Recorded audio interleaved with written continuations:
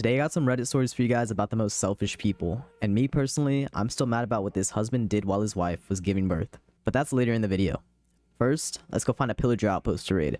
Alright, in this first story, I'm still stuck on the fact a woman would put her own husband through this over what she kept spending money on.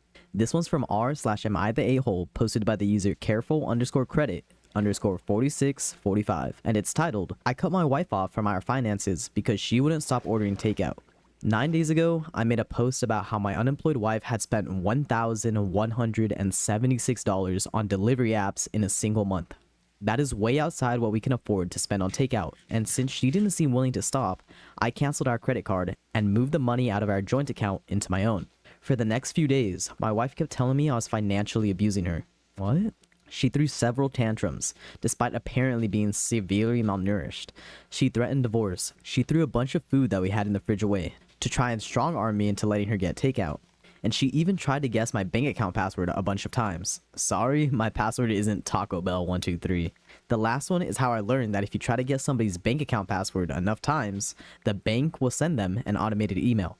But last Friday, the complaints and the threats stopped. She seemed mostly back to normal. I figured she had given up. That was until today, which was garbage day. When I took the last bag out, before taking the bin down to the curb, I found half a dozen fast food bags and other takeout containers in it. Okay, me personally, I would like hide the evidence better. Anyways, my wife wasn't supposed to have access to money. I had no idea how she started to afford the food, so I confronted her about it. And at first she denied everything. I had to bring all of her fast food garbage back in to get her to fess up. She had taken out a loan. Now I thought she had borrowed money from a friend or a family member. She hadn't. She had taken out one of those predatory payday loans. Okay, that's just stupid, I'm not gonna lie. And before you ask, no, I have no idea how she was approved. Within the next hour, I froze my credit card, and I drove her to the payday loan place, and I paid off the loan in cash, which means I will now have to dip further into my savings to pay the rent. I suppose, in a certain way, cutting her off was successful. She didn't order takeout anymore, she just drove to the restaurants and picked up her food herself, for the low price of $20 for every 100 she borrowed. $60 in fees altogether.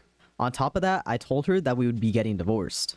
So yeah, my marriage is over. I don't even know what the alimony laws in my state are like, but I assume she will happily live in a cardboard box under a bridge if Uber Eats will bring her food there. Okay, the pushback in the comments is that he should have tried harder before jumping to divorce.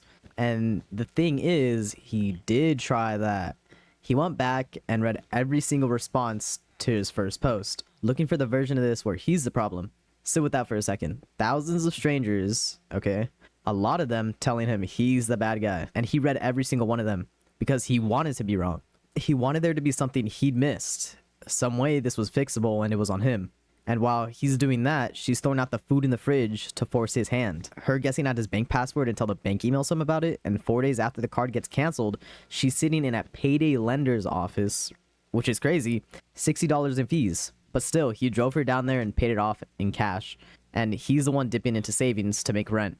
He canceled a card. That's the whole crime. And me personally, I don't blame him for being done with that situation. Alright, this next story is from r/am I the a-hole, posted by the user Binkies123. And it's titled, Am I the a-hole for giving my ex-wife a large amount of money I won despite the anger of my girlfriend?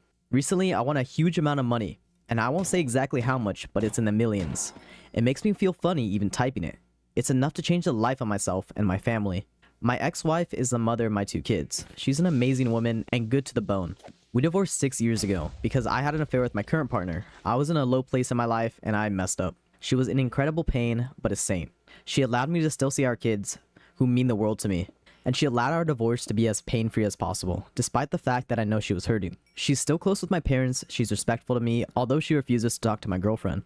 She was actually the first person I phoned, after my mom and my pops, when I found out I won the lottery. She was pleased for me, joked that I could take the kids on a round-the-world trip, and that was that, nothing else. As soon as I won, I knew I wanted to give her a significant amount. I still love her, she's the mother of my babies, and I feel like this is one small tiny way I can show her that I'm not a complete mess up. She deserves to know that I care despite my mistakes. She also works a bad job in the public library, which pays her peanuts. This way she would actually be able to go after her hobbies. I haven't discussed this with my ex yet, but I have with my parents, who strongly agree, and my lawyer, who was very surprised but on board.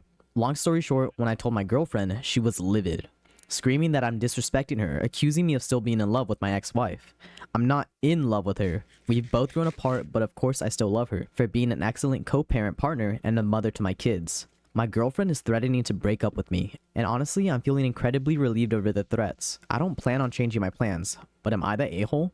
Okay, everyone in the comments is stuck on whether the money is really for the kids or whether he's still in love with her. And I think that's the wrong argument. The question worth asking is why he's still with a girlfriend at all. 6 years and he hasn't put a ring on it? That's pretty suspicious. And when she threatened to walk over this, what he felt was relief. He blew up a marriage just for her, and he can't bring himself to say it was worth it. So he just stays. But the person I actually can't stop thinking about is the ex-wife, right? He cheated on her, he ended their marriage, and she kept the divorce clean anyway, which is pretty nice of her. She also kept him in the kids' lives, stayed close with his parents, and works a job that pays almost nothing, and never once used any of it against him. Then he rings her out of nowhere to say he's won millions, and her first reaction is to be happy for him, and the joke that he can take the kids traveling with him. She asks for nothing, none of the money, right? That's not her being a pushover, that's somebody deciding her kids were going to have a dad, and being willing to swallow a lot to make sure of it. And the girlfriend's the one calling it disrespect? She's the woman he cheated with. He's not a good man in any way, but this is the one decent thing he's actually done in the 6 years. And I'm not going to take it off of him. Alright, this next story, this one's from r/am I the a-hole, posted by the user former_monitor_4860. And it's titled, Am I the a-hole for telling my husband that he absolutely ruined the birth of our child? So when I got pregnant with my daughter, my husband started in immediately, telling me that I should have a home birth. I really don't know why he was set on it, but he was. At first, I brushed him off and told him I would think about it, because I was only 6 weeks pregnant and the birth seemed so far off. Of course, it came quickly, and my husband would literally speak over me at doctor's appointments, while my doctor would ask if I had a birth plan. This caused a few arguments between us over those 39 weeks, but I never really changed my mind. Eventually, my husband's mother sat down and talked to me. They told me all of the reasons they did not want me to go to the hospital for a birth. I brought up my concerns, you know, the safety of the baby and of myself, and just like my husband, she brushed me off. What the heck? I ended up telling my husband that I would take myself to the hospital when it's time, and that I didn't want a home birth. He acted as if he didn't hear me. Then we met with doula, who is also very pushy. I felt overwhelmed, not supported at all. I was 36 weeks at that point. So when I went into labor, I was 39 weeks, and I begged, absolutely begged, my husband to take me to the hospital where my doctor is. He wouldn't. He spoke to me condescendingly, and then he called the doula instead. What the heck? I was in labor for about 3 days, active labor for around the last 22 hours, and I cried the whole time. I just felt something was wrong. I was scared, and a lot of the time they left me alone. The doula told me that if active pushing in labor reached 24 hours, I had to go to the hospital. I remember thinking that I could not decide which was worse, staying in labor for another 2 hours or having my baby there. And when she was finally out, I don't even remember wanting to hold her. I just remember crying out of relief. Obviously, I'm okay now, but I didn't have a good experience. At my first appointment after the birth, my doctor was very shocked that I already had the baby. She was concerned, and I was so upset. I told my husband that he absolutely ruined it for me. I truly never want to go through that again. I hear mothers say that they forget all the pain the second they have the baby, but I didn't. I love my daughter so much, but it was horrible, and it was entirely his fault. So I told him that several times. He rolls his eyes every time, and he tells me how mothers are strong and how I'm not trying to be strong. I told him that if we ever have another baby, which he wants, I will never do a home birth again. His response was, we'll see. I cannot possibly be the a-hole here, can I? Everyone around me is acting like this is normal, but it's not. Is it? Alright, in the comment section for this one, everyone is telling her to run and press charges. And I'm not going to sit here and say they're wrong. This wasn't a home birth. A home birth has somebody trained in the room whose whole job is knowing the moment you need to be in a car or go into a hospital. What she had was nobody. A doula is supposed to be there for the mother, and that one took her husband's side. And his own mother had already set her down about it months before any of this started. 3 days, 22 hours of that actively in labor, crying the whole way through, left on her own for a lot of it, and the whole time she got this feeling that something is wrong and there's nobody in the building she can ask. And then there's the line that got me. She says when her daughter was finally out, she doesn't remember wanting to hold her, like most of the mothers do. She just remembers crying with the relief that it was over. That's what he took off her. Not the birth plan, not the argument, the first minute with her own kid. And when it's all done and she says never again, he looks at her and says, we'll see. She's not overreacting at all, and she's not the a-hole in any of it.